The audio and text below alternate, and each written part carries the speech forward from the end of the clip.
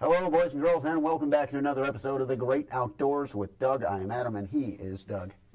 How are you, buddy? I'm doing good. I'm doing really good on a peak of the week on a Wednesday. Peak of the week on a Wednesday. Yep, sun's shining. Still, I mean, we're getting this expectation that it's going to warm up, and you don't have to wait for the weather. It hasn't yet.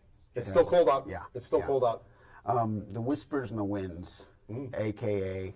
my meteorologist friends, they have shared optimism with me, and I don't think this is official. That's why I'm not dropping any names or anything. I don't want to put words in anyone's mouth. Nope. Lisa? I don't want to say. I'll keep putting names out there? Maybe not. Maybe Joseph. Oh, yeah. Okay. Maybe the other guy at the other place will remain nameless. Okay. Good friend of mine. Yeah. Anyway, but they've all been kind of telling me, well, one of them, maybe all of them, I don't know. The rumors I'm hearing, Doug, wherever the rumors are coming from, is that once we kind of get through this stretch, it shouldn't drop back down. And like I said, that's not like official word. Yeah, so you're basically just grading the weather on a curve. That's what you're doing. Well, it's like, because it's like 32. Yeah. You know, that's like, okay, it's freezing. Right. And then it's like 20. It's like, yeah, it's pretty cold. Yeah. And then you get down to your like 0 to 10 range where you're like, okay, yeah, it's really cold. And then you get to the sub-zero, and this is unpleasant. Right. And then you get past that like sub-10, and you're like, my body hurts, and it hurts to breathe.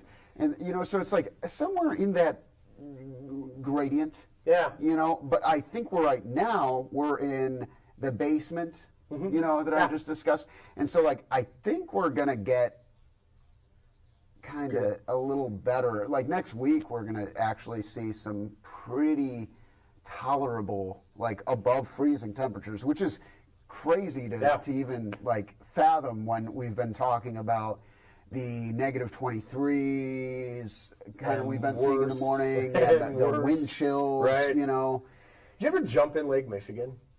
No. Okay.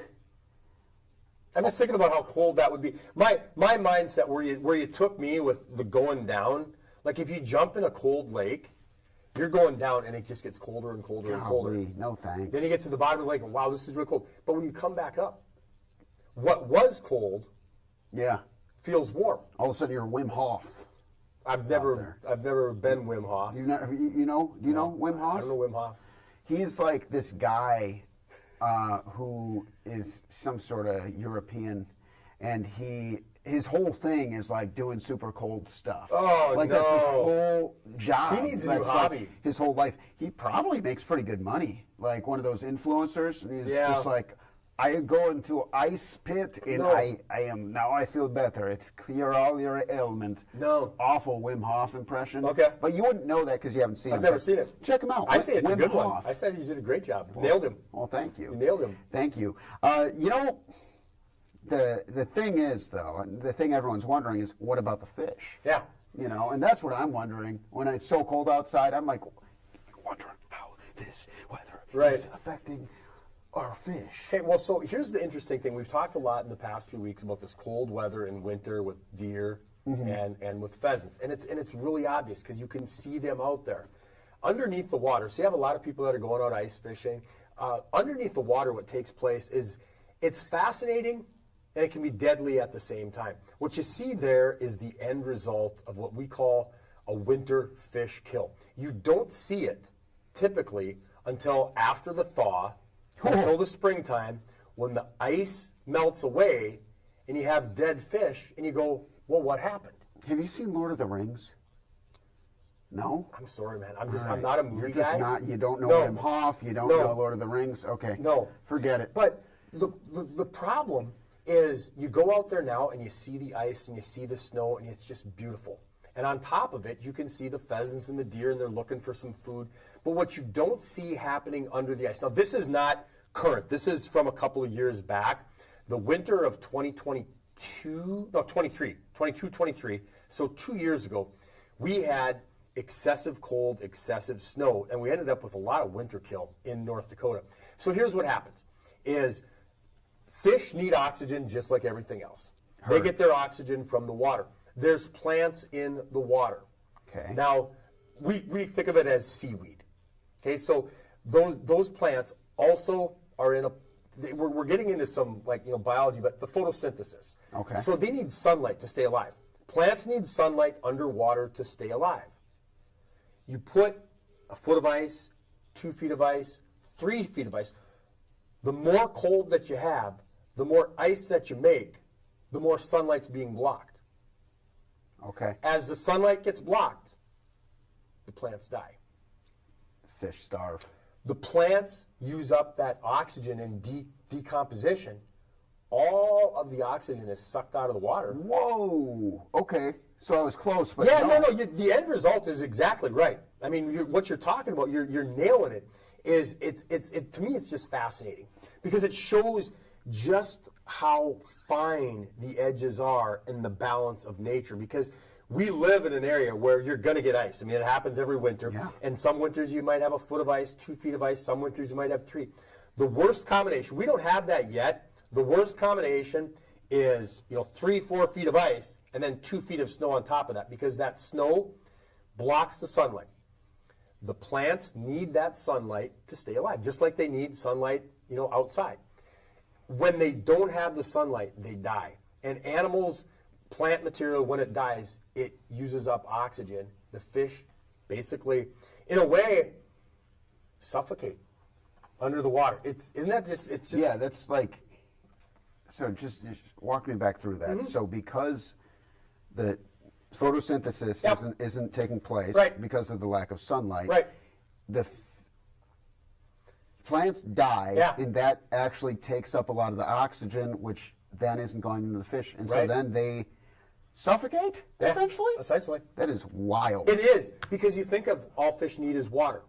Yeah. They have water. They need oxygen in that water. So either the fish are using the oxygen, the plants are using the oxygen. The plants create oxygen when they're alive. When they're alive, plants are just like, it's healthy to have plants around the house. Yeah. Your plants need sunlight. People in the wintertime are putting their plants near the windows, trying to get them some sunlight.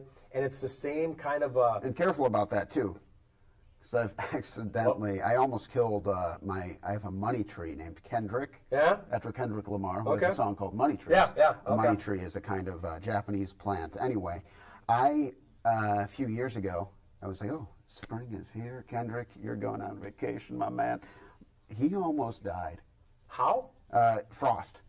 Oh, cold. Yeah. And I've also done where, because I like to keep him by the window, I like to move my plants about here and there, just... Well, they do. Exactly. They grow towards the sun. Exactly. And so, I'll rotate and just do little things like that. But, yeah, there was a year where I specifically learned from taking them out on the porch, and then another time where it was actually just too close to the window. And so you get that frosting, right? Yeah. And so, yeah, it gets too cold for the plant. And I know some plants, obviously, like a snake plant is going to be a lot tougher than, your... Petunia? Yeah. I'm not a plant guy, but you're good. I know some things. You name your plants. Yeah, I had another plant that I inherited from a friend who he moved and he gave me his plant. Jama plant, like Ja Morant. Jama plant. Yeah, Jama plant. My daughters have plants, but there's a little more. They got Chuck. Okay. They got Nicole. Okay. Gosh, I feel like there's a great plant name, if you're a Led Zeppelin guy, Robert. Robert Plant. Yeah, yeah. What do you named your plants? Go ahead and comment on the comment section.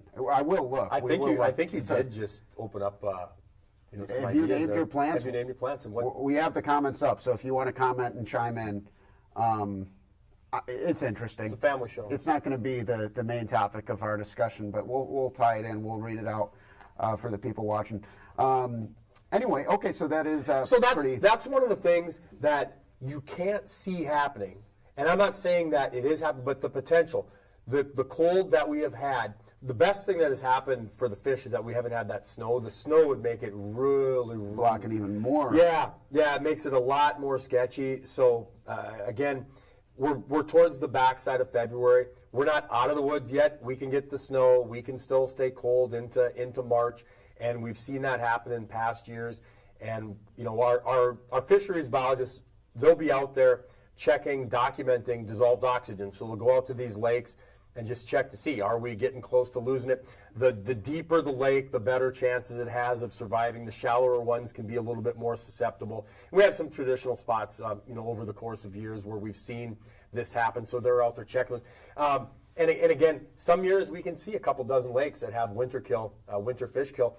If you're an ice fisherman, if you're an ice angler, you're heading out there and you drill a hole and you see some dead fish come up, please report that to Game and Fish. Sometimes you can smell it. You can smell. This is something you guys need to know about. Yeah, yep, absolutely. Okay. We'd love for you to report that to us because we can't, we got 450 different lakes across North Dakota. We can't get to all of them, and we really depend on the anglers that get out there. If you see something, you drill a hole and something stinks like dead fish, or sometimes you actually see, dead minnows that are floating up to the top of the hole. Please let us know about that. Okay, so North Dakota Game and Fish is asking for your help keeping an eye on winterkill. Doug, let me ask you this then. Is there anything that can be done to prevent it? It's really tough. I would imagine so. It is. In a best case scenario, if you had the means, you could go out there and like scrape the snow off like a giant snowplow. But the problem is where we live, you could move the snow off, and it could completely blow in a half hour. Are these all dead fish? Those would be. So we're going to go out. What happens then is we go back out and stock fish. Oh, so when we find lakes that did winter kill, when we find out in the winter and in the springtime, then we can start making plans to go out there and restock them in the spring. Problem is, it could take 2 to 3 years to create fisheries. You can lose them. I jumped the gun. That was probably the happy ending of your story, and I jumped the gun. No, that's okay though, because we need to know that there is a happy ending. So there's no bad time to make sure that our anglers know that there is a happy ending. So it's in the end, it's what we deal with where we live, and we've been dealing with it for years. And this is another one of those winters. Shouldn't be too bad, but you never know. And in the end, the love you make is equal to the fish you take. I think one of the Beatles said that. Paul? Ringo? Who was the walrus? Ringo, I think. Another clue for you all, the walrus was Paul. Oh, the walrus was Paul. That's the lyric from The Glass Onion. You're just... Big Beatles guy. Trivia tonight? Is there? I don't know, but you should be there if there is. If there's Beatles trivia, I like my chances. North Dakota trivia, I'm your guy. We could form a team. I could do that. Okay. I could do that. You want to hear a funny story about fish? Absolutely. So I used to work at a restaurant. It's one of my little tales, right? Okay. So Long John Silver's? it was a tap room Okay. and like a grill place in Boulder, Colorado. I was freelancing, covering some high school hoops, college football, and we're working in the back one day, and we had this chef who looked like the bad guy from Zoolander, with like the crazy hair and the crazy eyes, and you're like, this guy, good thing he can make a good stuffed crust pizza, because he might be... Otherwise... he doesn't look like a, You weren't going to go play trivia with him? No. Okay. No. Anyway, we're in the middle of this crazy lunch rush on a Saturday. I'm talking tickets, and if you've never worked in a restaurant, like, I think it's a good experience for people. It is. Because it does change the way that you interact with servers. Yeah. Because you're like, okay, I understand what it could be looking like back there, and it gives you a little bit more empathy. So we're slammed, and we got the tickets like all the way to the end of the rail, and the chef is like, I hate fish. And he's not talking about fish, he's talking about the band Fish. Oh! And so they're playing that, he has his stereo, and he's like, I hate fish, turn this off. And we used to have to listen to his music because, we're nice about it. Like, people bring in their music, all right. It's not like, okay, Adam gets to pick the music Monday, and Megan gets to pick it Tuesday. It's like, we kind of just respect, self-manage. But this particular day, he's really saying, I hate fish. And he would kind of dominate the aux chord, if you will. And we would listen to this music that sounded like two cats trying to escape a broken dishwasher. I'm talking about, you know. So what you heard and he heard were two different things, probably. Yeah, and like I, you know, it was just like I'm not a big like electric dance music. If it sounds like metal pans and robots, not for me. Yeah. More the Beatles kind of guy. Yeah. I don't mind Fish. Anyway, he says, "That's it. I'm done." He unplugs his radio. He takes it and he leaves. Never came back again. And I'm talking in the middle of like just a crazy lunch blitz. Anyway, that's my Fish story. Wow. Yeah. Did you ever let Fish know what happened? He texted me, and it was like, "Hey, I appreciate you always being a nice guy. I hate Greg," or something like that. And then, like, I see the text that Greg got, and I'm like, "Oh yeah, well, he sent me a nice one." You know what I mean? But you always got to be nice to everybody. Right, you do. You know, because you never know. They might hate Fish. Yeah. They might be having a really bad day. And they're usually not kidding. No. It's for real. Like, Yeah. turn off the fish. Yeah. Just turn off the fish. Yeah, this guy's going to quit over Yeah, it. I would've. But I'm glad he did, because his music was unbearable. It was just unbearable.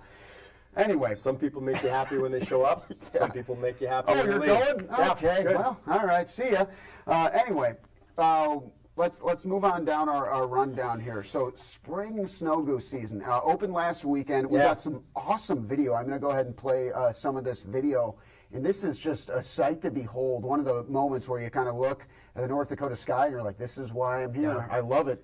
Problem is they're not here yet. Oh. But when they do get here, Wait, that's what you're going to see. pause. So you're saying that you already had the season open, but they're Right. not here yet? Yeah. They're late to the party? They are. They are late.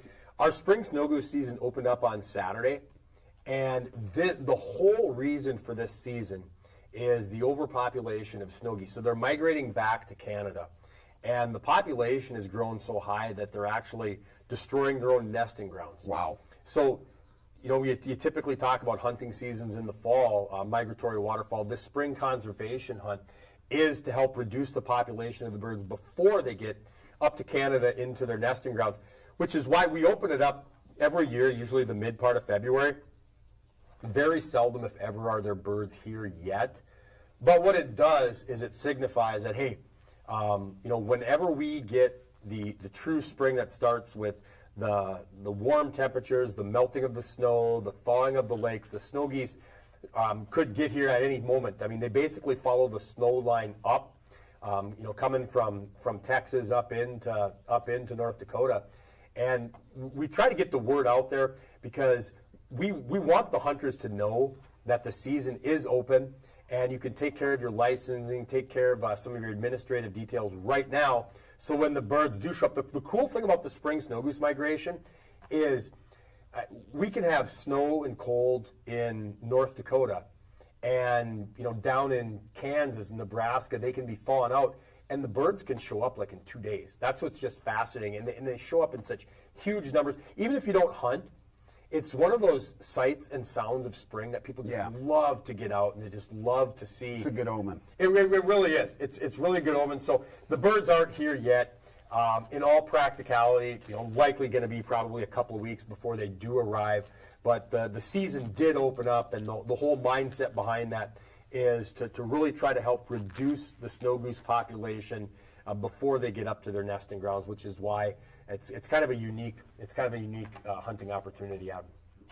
Very interesting, and so it's a little bit of population control. Yeah, that's exactly what it is. Their population has really grown the last 25 years, almost a detriment to themselves. And there's really not a lot that we can do other than try to provide more hunting opportunities because, you know, the other side of it is you have nature in its own correction. We've had avian influenza issues with snow geese in the past. There's, you know, different kinds of mortality factors when a population continues to grow unchecked, and we're just trying to do our part to try to help manage the population. Now, is this different at all from years past, or has this been a pretty standard year? It's been pretty standard. No, and that's a good point to bring up because it has not changed really that much. No significant changes from last year for the spring snow goose hunt. What we really try to pass along is we try to make sure that you have every opportunity for snow goose hunting in the springtime. We loosen up the rules and the regulations as far as electronic calls, and licensing is very liberal. Limits, very liberal. So there's really, it's a controlled hunt within the context of trying to harvest as many birds as you possibly can. We ask the hunters to be respectful of landowners, because once the snow starts to melt and the birds are here, you're going to have mud out there. You just want to make sure that you're doing what you can to try to enhance the landowner-hunter relations by not damaging side roads or anything like that. But yeah, to answer your question, no significant changes from last year, which is good. Where if you're familiar with the hunt from past years, your license from last year is actually good until April 1st.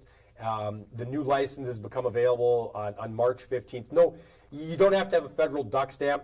Each year you do need to get HIP registered Harvest Information Program. It's just an administrative number. You can take care of that now before the geese get here. Just some things to put on the radar. Okay, very good, very good. All right, moving on down the line then, we're talking about what is the next guide and outfitter exam? So if you want to be a licensed hunting guide and outfitter in North Dakota, we've got a process that you go through, and there's a testing process. Basically, right now, the big news is that it's been set. It'll take place on April 5th at the headquarters office in Bismarck. You do need to be pre-registered by the end of the month, by the end of March, and really, it kind of falls in line with maybe a little bit of hunter safety classes where, the hunting isn't going to take place until later on. But if you want to be a licensed guide or outfitter in North Dakota, you have to take a written exam, and that exam will be coming up here in the next 6 weeks, and just kind of encouraging people to, if they want to become a licensed guide and outfitter in North Dakota, to get pre-registered for that exam, and then realize that it takes place in the Bismarck office on April 5th at 1 o'clock in the afternoon. Okay, very good. Anything else important to include on that? No, nothing. Again, just kind of throwing that out there to put that on the radar for people. Okay, very good. Now, legislation. We've been keeping a close eye on it. Is there anything, any important updates for us here? So, Senate Bill 2137 is the one that we've talked a lot about, and that's the baiting bill, and that did pass the House. It passed the Senate and it moved into the House. This one here. Yeah, right there. Okay. So that one passed the Senate 31-15. So the process, it passes the Senate. Now it moved into the House, and I believe it was just yesterday. The House heard it for the first time, and then they moved that over into the House Energy and Natural Resources Committee. So there's a methodical process that takes place. So now it's in the Energy and Natural Resources Committee. They will take a look at that bill, and then the committee itself will decide whether they recommend to the full House, whether they recommend to pass or do not pass. So it passed the full Senate. It moved over into the House. Now it's in the House Energy and Natural Resources Committee. Then it'll get a recommendation from there, and then it'll go back out to the floor. So there's a lot of moving parts that come in there, and it does come back to what we've said all along throughout the legislative process, is that our Game and Fish Department website keeps up with the movement and on these bills, and that provides you the information where you can contact your local representative, your local state senator, and let them know that I'm Adam. I really am strongly against this bill. I'd ask you that, here's why, and then you can give them their input, and they can ask you some questions why you feel that way, and just kind of the citizen interaction with the legislators is member very big. of your democracy. This is an interesting one here. This is like I call it extra innings overtime maybe. Free legislative session. You know how they say free basketball. Yeah, this one here, interesting. So Senate Bill 2155 and pronghorn gratis licenses. So if you're a landowner in pronghorn country in southwestern North Dakota, and same thing with gratis licenses for deer, gratis licenses for other big game, you have a higher priority.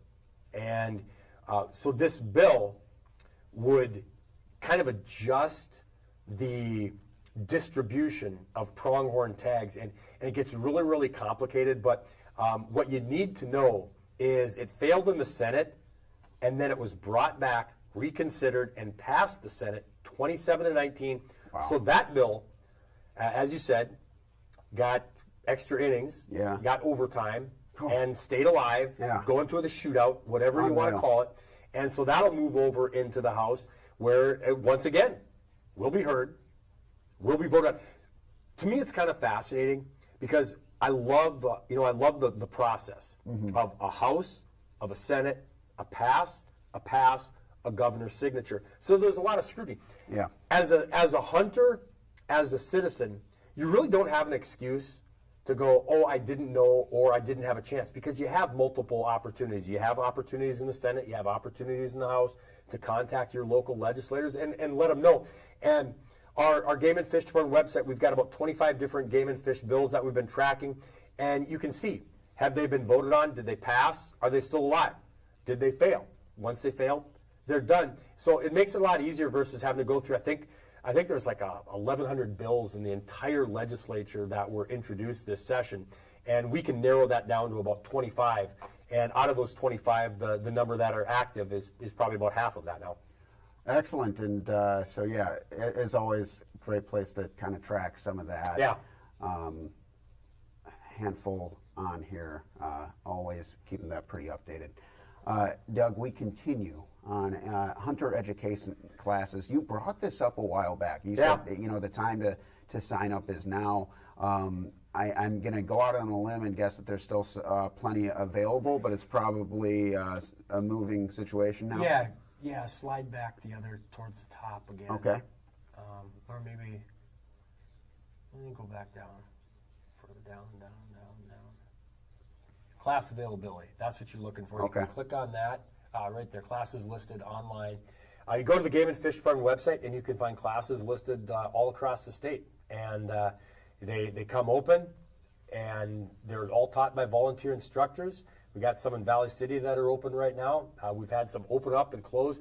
The biggest message is how rapidly they'll open up and they'll fill up. And what we've done is we've given people text message alerts to when classes are added and email alerts. And I just want to put that on people's radar right now, is that, we've mentioned that before, but once we get to May, we really start to see the opportunities. Oh, everyone's thinking about it too. Right. So right now is the time to be looking for those classes. Check out the Game and Fish Department website and get signed up when they do become available for you. Don't wait till the pickings are slim. No. Once you get to summer, the classes become really few and far between, and into the fall, almost, they're taught by volunteer instructors. So once we get to summer, they're going to be out fishing, they'll be out golfing. Right. Once they get to fall, they'll be out hunting. So the hunter education classes taking place right now for the most part. Okay, very good, my friend. Anything else you want to touch on here? I want to encourage people to get outdoors. I mean, when this weather turns around for this weekend, we should have some pretty good ice. And we're going to have people that are just going to be getting out there. Yeah. They're going to be cross-country skiing. I'm going Saturday. Yeah. They're going to be ice fishing. Hey, put some sunscreen on.